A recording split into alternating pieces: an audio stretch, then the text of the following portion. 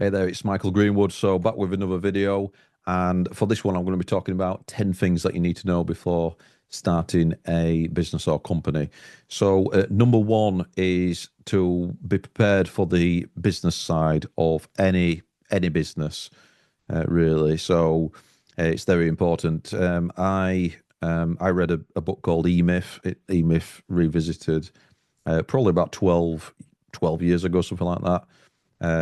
It might have been a bit longer than that, but it was probably a few years after I first started the business, and yeah, so in the E-Myth it talks about a practitioner who's really good at what they do, actually starting a company, but then not knowing much about the business side of it. So the marketing, the sales, the accounts, the legal, things like that, managing the team, hiring people. Those are usually the things that you need to learn if you've had a job and you're good at doing whatever you're good at doing. So roofing, for example, or maybe you're a virtual assistant or something like that. But whatever it is, perhaps you were a graphic designer at a company and you didn't really deal with the business side of things, but you're really good at creating graphics. So yeah, that's the main one. That's why I put it as number one, because being prepared for the business side that's the thing that's going to get you the work in as well. Yeah, you've got to do a good job, and you're going to be able to do a good job if you can deliver to quality and time, etc. But you're going to still need to get the work in the first place. And I think they said that undercapitalization is one of the main reasons why businesses fail, and that's like initially not having much money. But I think it's also like just cash flow, just not being able to get revenue in because just don't know how to market, advertise, and sell. So yeah, the business side very very important. Next one that I find is too much operational drag, and the antidote or the solution to that is actually niching, and it's niching. So you could work with law firms, solicitors, lawyers, or whatever, or you could be working with roofers or locksmiths. But I would just literally pick one and learn everything about that business type. And you might have, I don't know, worked as a builder now. You're doing marketing, yeah. So you might know a lot of things about building, so you can help builders as a marketer because you know the lingo, you know about the different types of construction and all that kind of thing. So that would really give you a head start on that particular niche. But it's it's good to pick a niche, because if you're trying to market to everyone, all types of businesses, really you're not really marketing to anyone, because your marketing messages aren't going to resonate. So it's one of the biggest mistakes that I see. But then also niching in terms of the service or product that you offer. So just remember, for every service that you add to your arsenal, to your business, all your service offerings, you have to create SOPs around each one. You need a team to fulfill on the service delivery. That's a lot of operational intensity as well.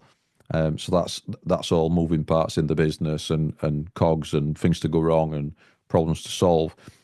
So you're better off going deep on just maybe one service, maybe two services for one particular niche, or perhaps two niches. And it can sometimes be difficult to kind of turn work down, but you've just got to remember that for every project that you say yes to, you actually say no to another project, and that might have been a big project, and you might have said yes to a bad project because you didn't know really how to fulfill on it. So every time you get a new client, and if you work with a similar client before, so if you work with roofers and you get another roofing client, you can take all the learnings and help that client in on the service delivery side, but also on the marketing side of it. You can use the messaging that you use. So, hey roofers, would you like help with your marketing kind of thing? That you're calling out roofers, so it's going to be a lot easier with that. So understanding your niche, speaking their lingo, really understand the business problems as well, because you'll tend to find that a niche has the same problems. Every business in that niche is going to have the same problems. So if you can solve it for one business, you can then just almost like copy and paste or turnkey that for other businesses as well. So it makes it a lot easier to productize if you're a service delivery business, to productize if you're offering a service, so you can get consistency, consistent results. If you're running Google ads, for example, for roofers, you'd know all the the cost per click, the cost per acquisition, and all that kind of thing. And the only difference is if you can provide location exclusivity in in in an area, you can say, right, roofer in London or West London, you have this area. I won't work with anybody else in your area. And then when you take whatever you've done to solve their problem in West London to East London, then you can say, oh, it should be similar. The only thing that's different is the location. We can make some tweaks for that, but you've got 95% of the service already there for you, basically, because it's replicatable in terms of the results. So understanding your niche is very important for if you're starting a video production business, a marketing agency, if you're starting any kind of business really. So next one, investing in the right equipment, in the right systems, processes, and in the right help as well. So investing in team, very, very important. What I would say about this is it depends if you've got kind of more like a freelancer perspective, or in terms of mindset, or you want to actually grow a business. So a freelancer, generally they'll want to having just enough work for them themselves coming in, and that's kind of a different kind of thing to being a business owner, where you're actually looking at growing and scaling a company and possibly selling it one day. Building it to sell, even if you're not looking at selling it, just so that you've got the mindset of eventually working on the business, owning the business, but somebody else would manage the whole thing. So it's important to invest in the right places at the right time. What I would say is, in order to hire a team, you need to still have some headspace to be able to lead and manage them and train them. So what I do is I get to 80% capacity in what I'm doing, which is marketing, sales, and service delivery. And then once I've got to 80% capacity, and as long as I'm charging enough to be profitable to be able to set somebody on, I set somebody on, and then I use the remaining 20% to train them, and then that should take me down to about 40% capacity, because they should be able to do about 40% of my 100% really in what they're doing, and then I will then get the revenue up again to so I'm at 80% capacity, and then I'll hire somebody else, and I'm down to 40% capacity again. And then what you can do is get one of your staff to actually hire people, or get them to train, and or get them to train as well, so you don't have to use that 20% as well. So, and the right equipment as well. I would go as minimalist as possible with the equipment. Just get what you need. You can even lease or rent rather than buying. So with video production, if rather than getting that £2,000 or £1,000 lens or whatever for that job, and you might never use it again, like for example, if you get one of those probe lenses and you're just going to use it for one job, just rent it, so you're not going to that big expense. Because if you buy it and never use it again, you'll only get probably half of your money back when you sell it. So you would have been better off renting it, for a fraction of what it would be to buy it. So yeah, just make sure that same when it comes to lighting as well. I mean, you can have for video production, if I've got a bunch of lights, but it's the lights that I use again and again.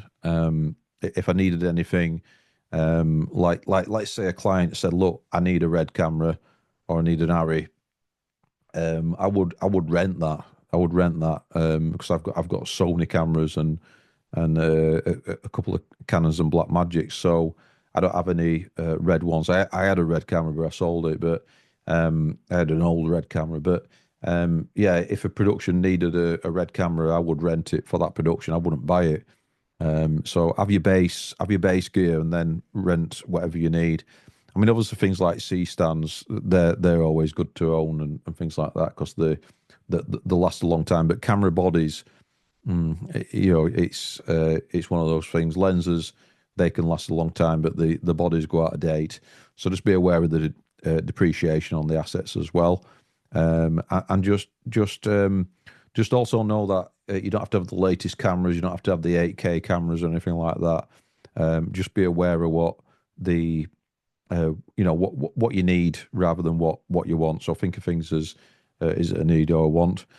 Next one is a strong portfolio, case studies, and video testimonials. It's so important. It's probably one of the most important things in business, really. So your portfolio, clients, prospects will usually want to have a look at that.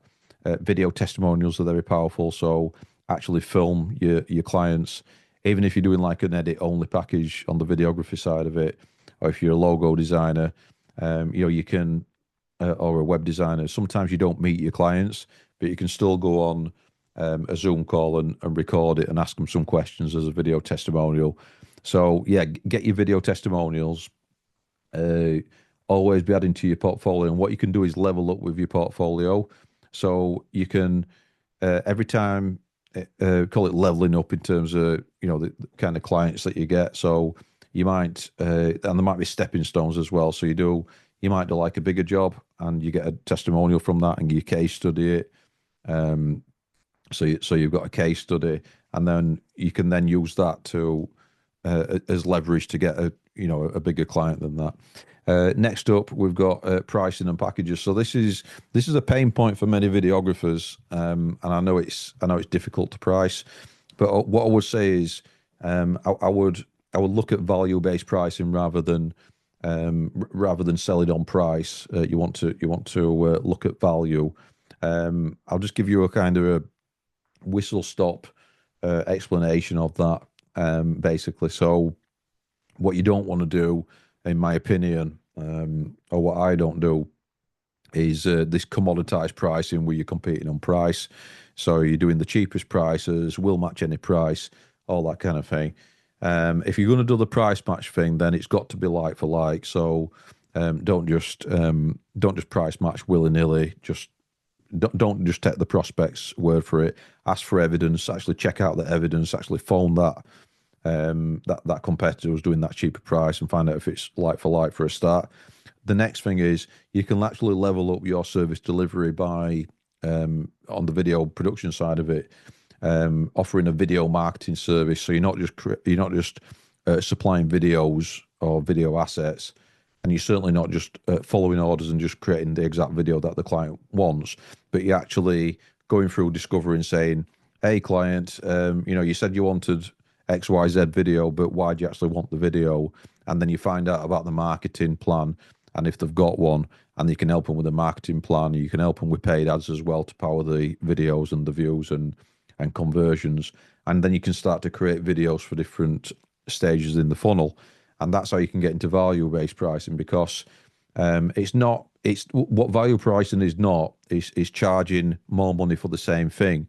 It's actually getting some skin in the game with the client and saying, look, this is an asset that's for, like performance marketing, where this asset, if we do this, this, and this is going to help you to chip away at desired result.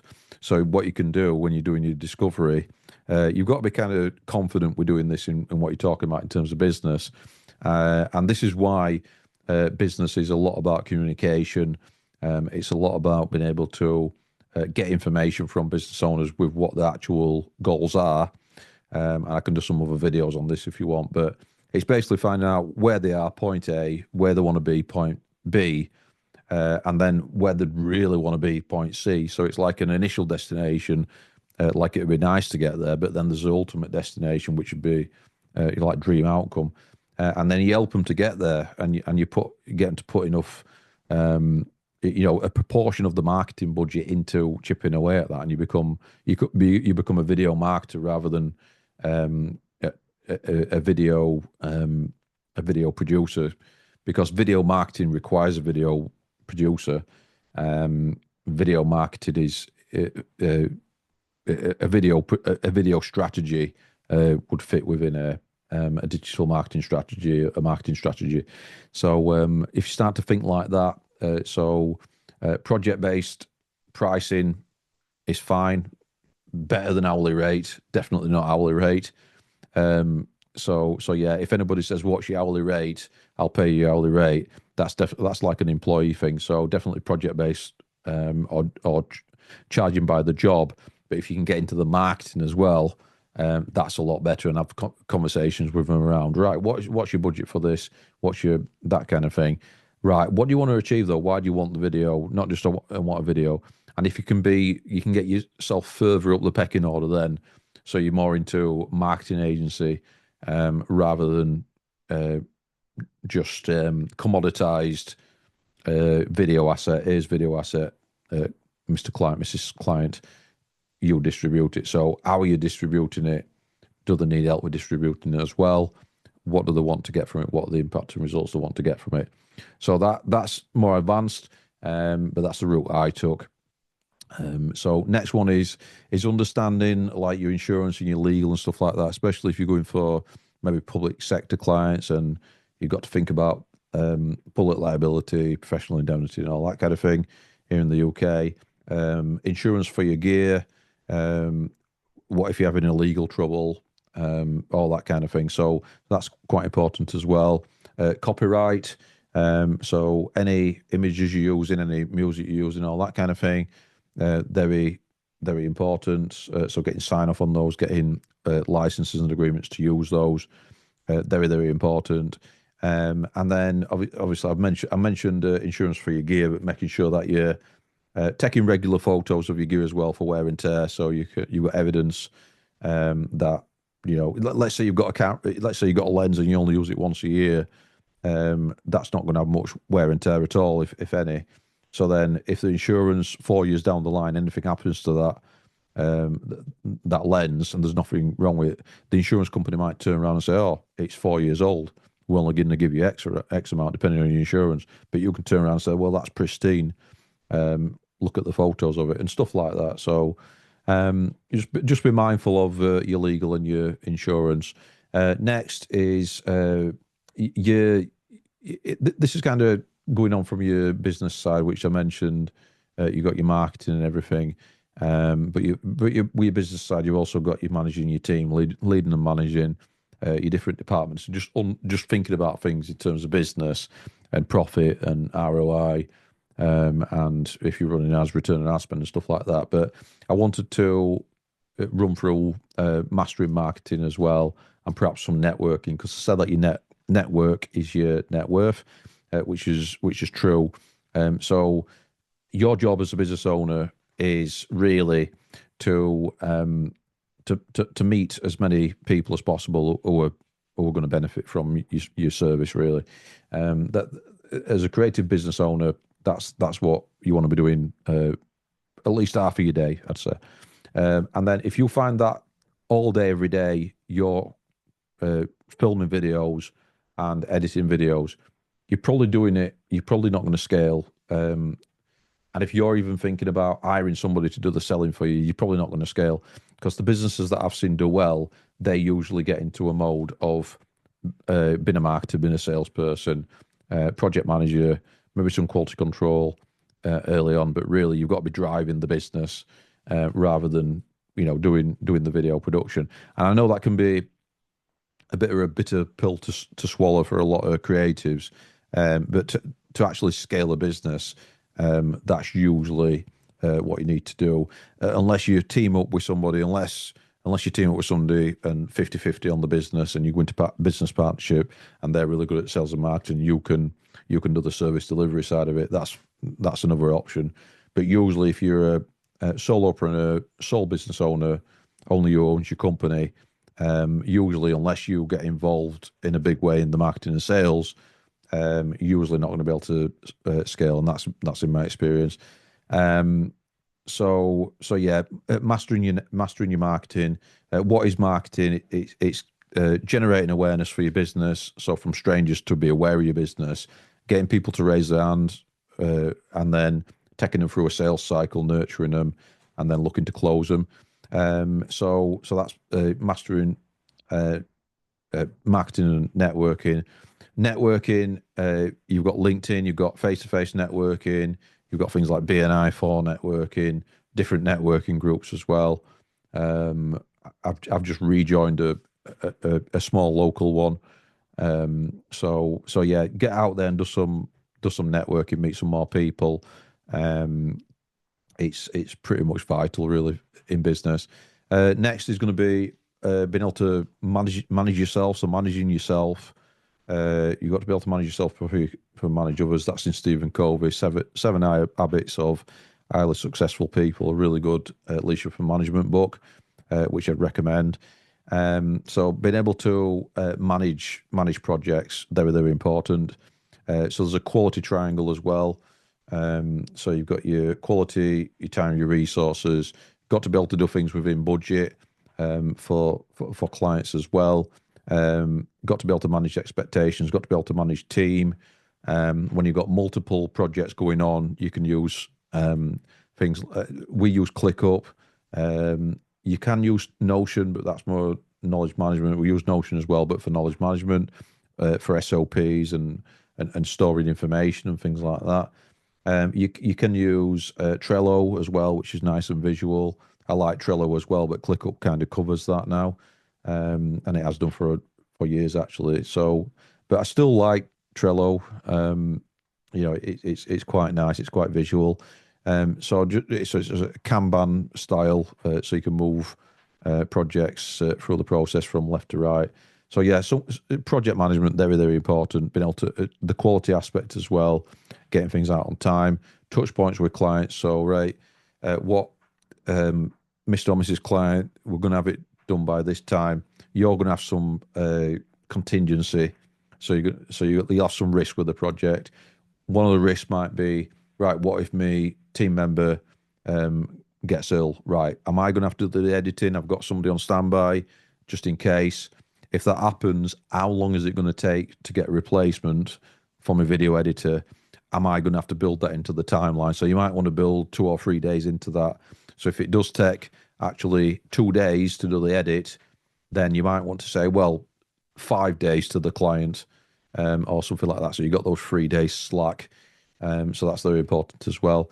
And then last one then is just staying on top of things in terms of your industry, not stagnating. It doesn't mean you have to have the latest 8K camera or whatever. Just deliver what's current, and just understand, just going on courses, joining communities, being in masterminds. And Napoleon Hill talks about the mastermind, where you're around similar people and there's this magic that happens. So join some masterminds, and also, and this is me probably the biggest piece of advice, besides learn the business side of things, is just simply paying for information that's in other people's head. So getting a good coach, mentor who's already done that though, as in niche specific, where they are where you want to be, yeah, and you want to, so you can take almost like shortcuts really by just following what they did, because they probably made mistakes, and you don't have to if you buy into that knowledge as well. So one of the number one things then is education, and owning your craft, staying on top of that. So that's number 10. So I hope you've enjoyed this video. Like, comment, subscribe, share, and I'll see you next time.